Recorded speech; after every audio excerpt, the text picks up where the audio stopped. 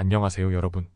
오늘의 흥미로운 영상 내용은 트럼프가 파월을 해고하려 한다면 연방준비제도 이사회 의장은 법적 싸움을 준비, 그리고 민주당의 패배로 인해 어떤 지도자들이 체계할 것인가에 관한 것입니다. 우선 좋아요 버튼을 누르고 채널 구독 및 알림 설정도 잊지 마세요.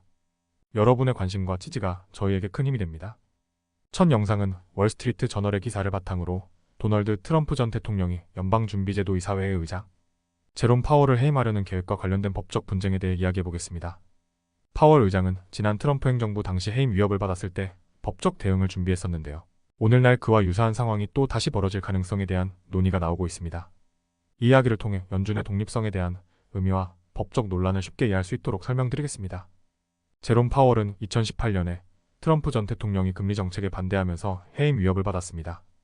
당시 연준은 금리를 인상하고 있었고 이는 트럼프의 경제 정책과는 충돌하는 부분이었죠. 트럼프는 파월의 정책을 강하게 비판하며 그를 교체하고 싶어 했습니다. 그러나 파월은 연준의 독립성을 지키기 위해 대통령의 압박에 맞서 싸울 준비가 되어 있었고, 당시 파월은 만약 해임을 요구받는다면 법정 싸움을 벌이겠다는 입장을 재무부 장관에게 전달했습니다. 연준의 독립성은 경제의 장기적인 안정을 위해 매우 중요한데요. 이를 보장하기 위해 연준 의장은 대통령이 함부로 해임할 수 없도록 법적으로 보호받고 있습니다. 연준 의장은 14년 임기로 임명되며 임기 도중에 대통령이 해임하려면 부정행위나 직무, 유기와 같은 명확한 사유가 있어야 합니다.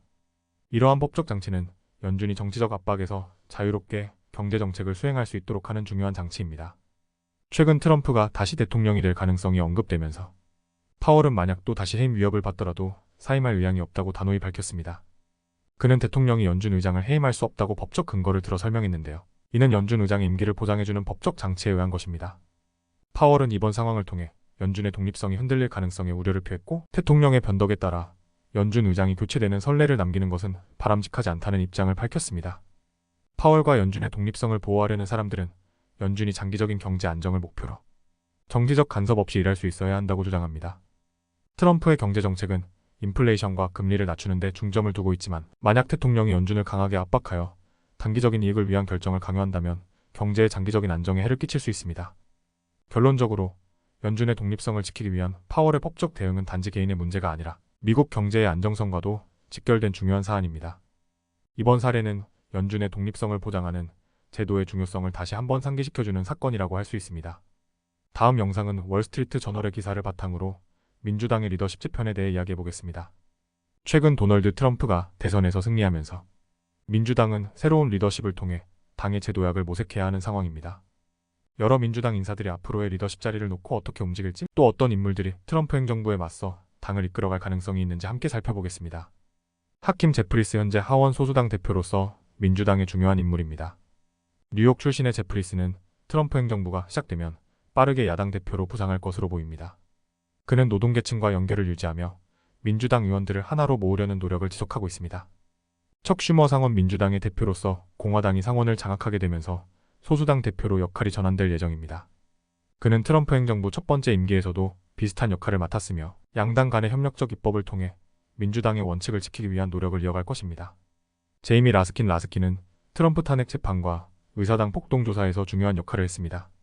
앞으로도 하원 민주당의 지도자로서 트럼프 행정부에 대한 견제를 이끌며 부정행위를 파헤치는 임무를 맡을 가능성이 큽니다. 이번에는 민주당 주지사들입니다.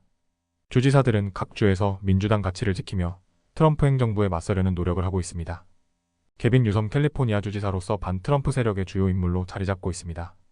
트럼프 행정부에 맞서 기본 권리와 캘리포니아의 가치를 보호하겠다고 선언하며 특별 입법 세션을 촉구했습니다. 그레첸 휘트머 미시간 주지사인 휘트머는 통합의 목소리를 내며 주민들에게 협력을 촉구했습니다. 그녀는 공화당이 강세를 보이는 주에서 성공적으로 통치해온 경험이 있으며 민주당의 미래 리더로 주목받고 있습니다. 조시 샤피로 펜실베이니아 주지사로서 양당 협력을 중시하는 인물입니다. 샤피로는 사람들을 다시 하나로 모으고 모든 사람을 위한 변화를 이끌겠다고 약속했습니다. 그는 현실적인 접근을 통해 민주당 내에서의 입지를 넓히고 있습니다. 제이비 프리츠커 일리노이 주지사이자 억만장자인 프리츠커는 트럼프 행정부에 맞서 강경한 태도를 보이며 민주당 내 영향력을 확대하고 있습니다. 진보적 목소리도 트럼프 행정부에 맞서 민주당의 중요한 역할을 담당하고 있습니다. 버니 샌더스 두 번의 대선에 출마한 샌더스는 노동계층에 대한 민주당의 공약을 강조하며 트럼프 행정부에 맞서 민주당이 진보적 가치를 지키도록 목소리를 높일 것입니다. 알렉산드리아 오카시오 코르테스 뉴욕의 진보적 리더로 트럼프의 정책이 이민자와 여성의 권리에 미칠 영향을 경고하고 있습니다. 그녀는 앞으로도 강력한 진보적 목소리로 당의 기반을 넓힐 것입니다. 민주당 전국위원회 DNC도 새로운 리더를 맞이할 예정입니다. 현재 위원장인 제이미 해리스는 재임하지 않기로 했으며 미네소타의 캔 마턴, 캘리포니아의 라, PING의 버틀러, 뉴저지의 필 머피 등 다양한 후보들이 거론되고 있습니다.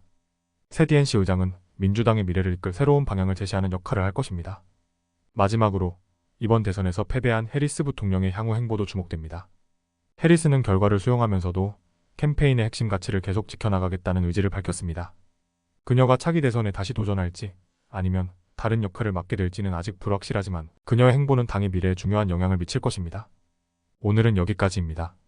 다음 영상에서 더 유익하고 흥미로운 내용으로 찾아뵙겠습니다. 이 영상은 투자 의견이 아닙니다. 매우 고맙습니다.